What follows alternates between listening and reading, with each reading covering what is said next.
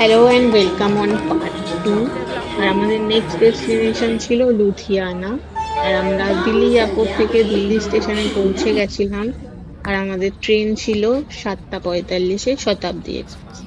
তো আমরা এখানে আমাদের সিটে বসে যাওয়ার পর আমরা একটু ক্যাত মারছিলাম, আর এদিকে অন্য ওর ক্যামেরা সেট আপ করছিল।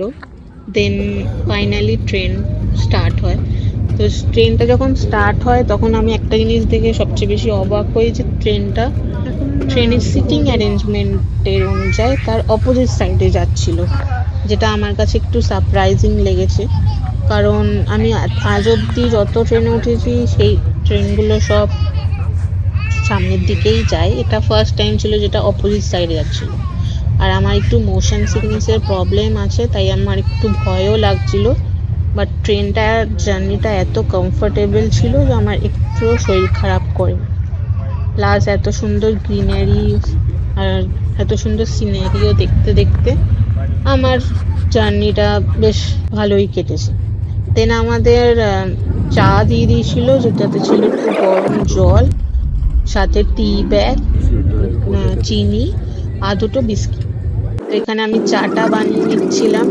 ও সাথে মিল্ক পাউডারও ছিল। তো এখানে চাটা বানিয়ে নিচ্ছিলাম। So I am not a T person or coffee person. Coffee তাও একটু একটু চলে, কিন্তু চা আমি অত বেশি খাই না। কিন্তু এখানে চাটা খেয়ে আমার একদম ভালো লাগেনি। কারণ এত খুব একটা ভালো ছিল না। তো কোনো রকমে যতটা পেরেছি খেয়েছি, বাকিটা ফেলে দিতে হয়েছে। দেন আমাদের ব্রেকফাস্ট দিয়ে দিয়েছিল। ব্রেকফাস্টে ছিল ব্রেড, বাটার, একটু কেচাপ, একটা ম্যাঙ্গো জুস আর অমলেট। তো আমি যেহেতু হাই প্রেশারের পেশেন্ট, তো আমি একটু ব্রেডটা অ্যাভয়েড করছিলাম। আর সাথে আমার একটু অ্যাসিডিটিরও প্রবলেম আছে, তাই জন্য তো আমি এখানে শুধু অমলেটটাই খেয়েছি। তো আমাকে এখানে অর্ণব জিজ্ঞাসা করছিল কেমন খেতে, তখন ইট ইজ কোয়াইট ওকে, কারণ এখানে ভেজিস ওই সবও দেওয়া ছিল, তো ঠিক আছে। তো লুধিয়ানা পৌঁছে যাওয়ার পর আমরা ফ্রেশন আপ হয়ে রেডি হয়ে বেরিয়ে পড়েছিলাম, কারণ আমরা ধুরন্ধর 2 দেখার জন্য ওয়েট করেছিলাম, আর আমরা দেখিনি কারণ একসাথে দেখবো বলে। তো সেখানেই যাচ্ছিলাম।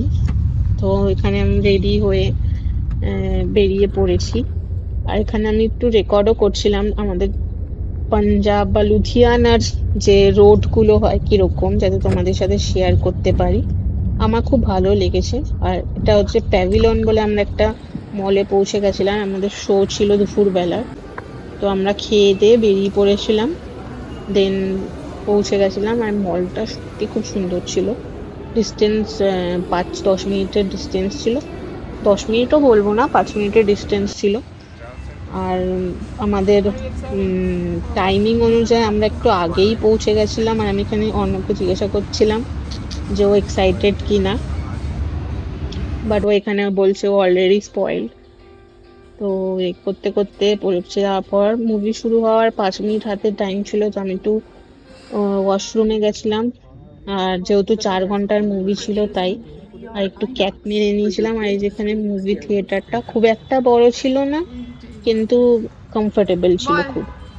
তো কেমন মুভি লাগলো? শেষ। এবার মুভি শেষ হওয়ার পর আমাকে রিভিউ জানতে চেয়েছিলাম যে কিরকম হয়েছে মুভিটা। নর্মাল স্পাই নিউজ দেখতে যাই, আমাদের পছন্দ হবে না, দিস কোয়াইট নর্মাল। মানে দুটো পোস্ট ক্রেডিট সিন দেখে কেমন লাগলো? Marble movie. তো বেসিক্যালি এটা কনক্লুড করা গেছে যে যেই মুভিগুলোতে পোস্ট ক্রেডিট সিন থাকে সেগুলো সবচেয়ে বেস্ট হয়। তো এখান থেকে বেরিয়ে আমরা বাড়ি পৌঁছে গেছিলাম। ব্যাস, আজকের জন্য এইটুকুই। আবার পরের ভিডিওতে দেখা হবে।